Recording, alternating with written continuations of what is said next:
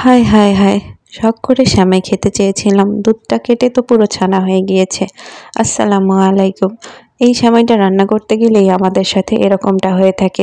যখনই আমরা সেমাইটা দুধের মধ্যে দিয়ে দিই, ঠিক তখনই দুধটা কেটে গিয়ে ছানা হয়ে যায়।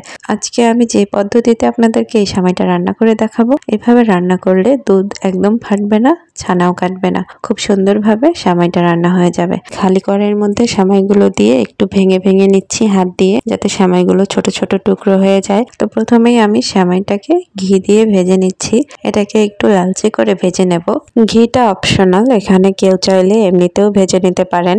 সেমাইটা ভাজা হয়ে আসলে এবারে আমি পানি দিয়ে এটাকে সেদ্ধ করে নেব। তো আমি পরিমাণ মতো পানি দিয়ে দিলাম। এবারে এটাকে একটু নাড়াচাড়া করে সেদ্ধ করে নিতে হবে। এই সেমাইটা কিন্তু আমার বাসায় ছোট বড় সবাই পছন্দ করে, কিন্তু দুধ ফেটে যাওয়ার কারণে অনেক ভয় লাগে, তাই এই সেমাইটা বেশি একটা রান্না করা হয় না। এই পর্যায়ে আমি একটু লবণ দিয়ে দিচ্ছি। এটা একদমই অপশনাল, কেউ চাইলে দিতেও পারে, নাও দিতে পারে। আসলে মিষ্টি জাতীয় জিনিসের স্বাদ বাড়ানোর জন্যই লবণ দেওয়া হয়। এরপরে আমি পরিমাণ মতো চিনি দিয়ে দিলাম। চিনিটাও যে যার পছন্দ অনুযায়ী দেবে।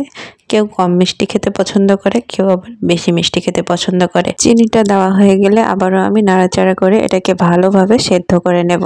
আপনারা যদি এখানে পানির পরিবর্তে দুধ দিয়ে সেদ্ধ করে নিতে চাইতেন, তাহলে কিন্তু দুধটা ফেটে গিয়ে একদম ছানা কেটে যেত। এরপরে সেমাইটা দেখতেও ভালো লাগতো না আর খেতেও ভালো লাগতো না। এরকমটা আমার সাথে অসংখ্যবার হয়েছে, তাই আমি নিজেই এক্সপেরিমেন্ট করতে নেমে পড়েছিলাম। পরিশেষে আমি সাকসেসফুল, আলহামদুলিল্লাহ। আজকে আমি যেভাবে রান্না করে দেখাচ্ছি, আপনারা ঠিক এইভাবেই স্টেপগুলো ফলো করে রান্না করবেন, দেখবেন আপনাদের সেমাইটা পারফেক্টলি রান্না হয়ে যাবে।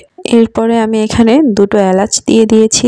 আমি সেমাইয়ের মধ্যে বেশি মশলা দেই না, কারণ আমার কাছে ভালো লাগে না সেমাইটা খাওয়ার সময় যখনই মশলা মুখে পড়ে বা দাঁতে পড়ে, তখনই কেমন যেন একটা লাগে, সেমাইয়ের স্বাদটা পুরো নষ্ট হয়ে যায়। তাই আমি এখানে দুটো এলাচ দিয়ে দিয়েছি, শুধু একটু ফ্লেভারের জন্য। আপনারা এখানে দারচিনি, তেজপাতা এগুলো দিয়ে দিতে পারেন। এরপরে আমি আগে থেকেই জাল করে রাখা ঘন দুধ এর মধ্যে দিয়ে দিলাম। আয়াতের বাবা যেহেতু ঘন সেমাই খেতে পছন্দ করে, তাই আমি সেমাইটা একটু ঘন করেই রান্না করছি। সেমাইটা যেহেতু আগেই আমি পানি দিয়ে সেদ্ধ করে নিয়েছি, তাই এ পর্যায়ে আর বেশিক্ষণ সেদ্ধ করতে হবে না। শুধু কিছুক্ষণ নাড়াচাড়া করে দুধটাকে সেমাইয়ের সাথে ভালোভাবে মিশিয়ে নিয়েই আমি নামিয়ে ফেলবো। তো এই যে আমার সেমাইটা ফাইনালি রান্না হয়ে গিয়েছে। এ পর্যায়ে দেখুন দুধটা কিন্তু একদমই ছানা কেটে যায়নি, আর সেমাইটাও অনেক সুন্দর লাগছে দেখতে। এটা খেতেও কিন্তু মাশাআল্লাহ অনেক মজা হয়েছিল। তো আপনাদের যাদের আমার মতো এরকম সমস্যা হতো, দুধ ফেটে যেত, ছানা কেটে যেত, তারা কিন্তু এভাবে ট্রাই করতে পারেন। ইনশাআল্লাহ অনেক ভালো হবে। তো আজকে এ পর্যন্তই। সবাই অনেক ভালো থাকবেন। আল্লাহ হাফেজ।